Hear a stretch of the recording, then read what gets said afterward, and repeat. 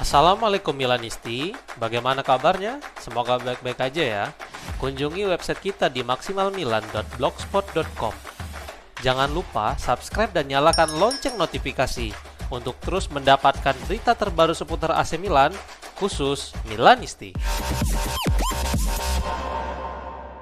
AC Milan coba untuk mendatangkan Kim Min-jae musim dingin, tetapi tampaknya sangat sulit menurut sebuah laporan. Fabrizio Romano mengomentari tentang situasi Kim di Bayern Munchen dalam video di saluran YouTube miliknya. Berikut komentar sang jurnalis disampaikan melalui Milan News. Dalam jendela transfer baru-baru ini, dia sering dikaitkan dengan klub-klub Italia, dalam hal ini AC Milan. Lalu ada banyak pembicaraan tentang kembalinya Kim yang telah mencapai sesuatu yang luar biasa di Italia dengan kemenangan Scudetto bersama Napoli, seorang tokoh kunci. Di luar persetujuan kami terhadap di musim panas, Milan telah menanyakan tentang dia, tapi kemudian ada masalah gaji yang tidak dapat diatasi dan bahkan memasukkan beberapa nama ke dalam kesepakatan tidak akan cukup. Jerman tampaknya tidak berani melepas pemain kuncinya dari tim yang telah melakukan pekerjaan dengan sangat baik. Mereka sangat antusias dengan bersatunya skuad dan pelatih kompani. Kehilangan Kim di Bayern Munchen pada jendela transfer kali ini benar-benar berarti kehilangan pemain kunci. Pesan dari Bayern adalah mereka tidak berani untuk melepas Kim, ungkapnya.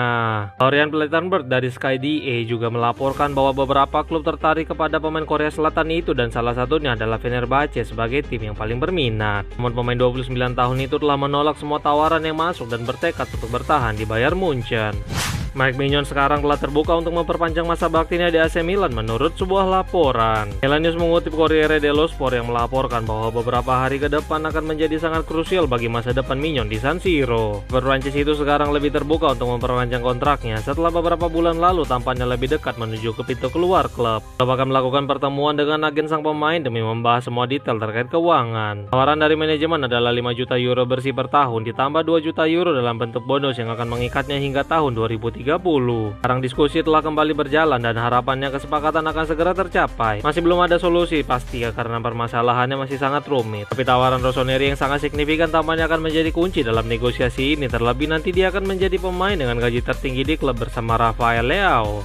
Rumor kepindahan Theo Hernandez bergabung dengan Juventus telah dibantah keras menurut sebuah laporan. Fabrizio Romano meredakan rumor liar tentang kembalinya Theo ke Italia tetapi lebih dekat membelot ke Juventus. Romano pun menyatakan bahwa sang bek tidak berniat meninggalkan Saudi Pro League. Berikut komentar sang jurnalis disampaikan melalui Milan News. Ini seperti yang banyak dari Anda tanyakan kepada kami, diskusi antara Theo Hernandez dan Juventus ini muncul. Dari apa yang saya katakan, pemain Prancis itu sama sekali tidak berniat pergi. Pemain yang akan meninggalkan Al Hilal adalah Cancelo. Tidak ada keraguan tentang situasi pemain Portugal itu. Situasi mengenai Theo Hernandez benar-benar berlawanan. Tidak ada bukti negosiasi atau negosiasi di Juventus hari ini. Juga tidak ada kemungkinan Theo untuk dijual, ungkapnya. Milan ditawari kesepakatan untuk menandatangani Federico Chiesa dari Liverpool menurut sebuah laporan. Boccioni melaporkan dari TMW tentang masa depan Chiesa yang bukan merupakan starter untuk Liverpool musim ini. Boleh menjadi salah satu pesaing untuk mengontraknya karena Partenope tampaknya bersiap melepas Lorenzo Luca dan Noah Lang sehingga Chiesa bisa menjadi pengganti sempurna. Antonio Conte telah memberikan lampu hijau untuk kembali bekerja sama dengan mantan pemain Juventus itu. Sementara sang pemain juga menginginkan menit bermain reguler demi dapat bersaing untuk satu tempat tim nasional Italia yang sedang berusaha mendapatkan slot Piala Dunia. Chiesa telah ditawari ke Juventus, Milan, dan Roma. Gaji bersihnya yang sebesar 7,5 juta euro per musim jelas menjadi penghalang bagi klub Italia membawanya pulang ke Serie A. Di sisi lain, Liverpool juga dilaporkan belum terlalu terbuka melepas sang pemain karena masa depan Mo Salah yang masih belum jelas. AC Milan kemungkinan besar tidak akan melepas Ruben Loftus-Cheek musim dingin kali ini menurut sebuah laporan. Gazzetta dello Sport mengkonfirmasi bahwa Ruben tidak mungkin bergabung ke Lazio pada bulan Januari. Alasan utamanya adalah Allegri menganggap mantan penggelandang Chelsea itu adalah bagian penting dari timnya musim ini. Lepas dari hubungan hebat antara sang pemain dan Maurizio Sarri, bahkan jika negosiasi telah dimulai oleh kedua tim, masalah masih tetap ada terkait masalah keuangan. Gaji Ruben saat ini sebesar 4 juta euro bersih per musim dan jelas hal ini akan memperumit negosiasi untuk membawanya ke ibu kota Italia. Allegri akan menjadi tembok besar bagi Sarri yang ingin reuni dengan Ruben dan Lazio juga tampaknya tidak akan mampu memenuhi tuntutan gaji serta biaya transfer dan jelas Rossoneri tidak akan membiarkannya pergi dengan harga murah dalam menebusnya 19 juta euro dari Chelsea. Karena itu, sangat kecil peluang Ruben hijrah ke elang ibu kota pada jendela transfer musim dingin kali ini. Namun kontraknya akan berakhir pada tahun 2027, sehingga klub harus bergerak cepat memperpanjang kontraknya jika benar ingin mempertahankan sang gelandang di San Siro.